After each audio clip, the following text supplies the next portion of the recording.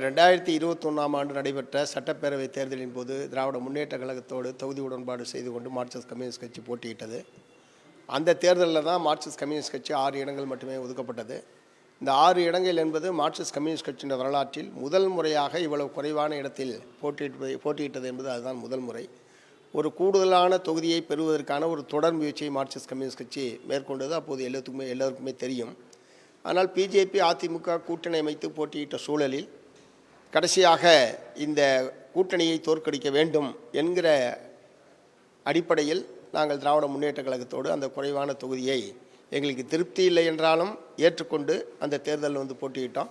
திராவிட முன்னேற்ற கழகத்தினுடைய ஆட்சி அமைவதற்கான முறையில் மார்க்சிஸ்ட் கம்யூனிஸ்ட் கட்சி மாநிலம் முழுவதும் பணியாற்றியது எல்லோருக்குமே தெரியும். ஆனால் இப்போது அதே மாதிரியான தன்மையில் இருக்கக்கூடாது என்கிற உணர்வு தொண்டர்கள் மத்தியில் இருக்குது. எங்களுடைய கட்சியினுடைய மாநில மாநாட்டிலேயும் வரக்கூடிய 26 சட்டப்பேரவை தேர்தலின் போது கூடுதலான தொகுதியில் போட்டியிட வேண்டும், கூடுதலான சட்டமன்ற உறுப்பினர்கள் சட்டப்பேரவைக்குள் மார்க்சிஸ்ட் கம்யூனிஸ்ட் கட்சியின் சார்பில் செல்ல வேண்டும் என்கிற மிகுந்த எதிர்பார்ப்பு என்பது இருக்கிறது.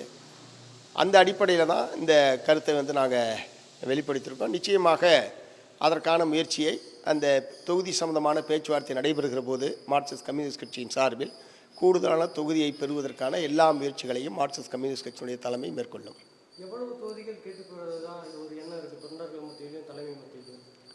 இல்லை, எவ்வளவு எண்ணிக்கை என்பது என்ன நாங்கள் ஒன்றும் முடிவுக்கு வரல. ரெண்டாவது அது இவ்வளவு அட்வான்ஸாக பேச வேண்டிய விஷயமாகவும் நாங்கள் பார்க்கல.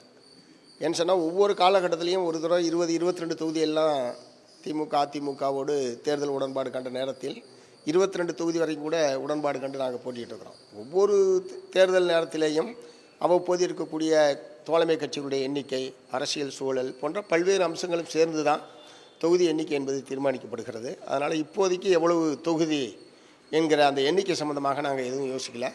பட் ஏற்கனவே போட்டியிட்டதை விட கூடுதல் தொகுதிகள் போட்டியிட வேண்டும் என்பது எங்களுடைய மாநாட்டினுடைய முடிவு. அதை நாங்கள் வற்புறுத்தி அந்த நோக்கத்தில் வெற்றி பெறுவதற்கான எல்லா முயற்சிகளையும் மேற்கொள்வோம். திராவிட முன்னேற்ற கழகம் ஆட்சியில் இருக்குது. அந்த ஆட்சியை தக்க வைத்து கொள்ள வேண்டும் என்கிற அவசியம் அவர்களுக்கு இருக்குது. தமிழ்நாட்டு மக்களுடைய நலன் சார்ந்து நாங்களும் அதை விரும்புகிறோம்.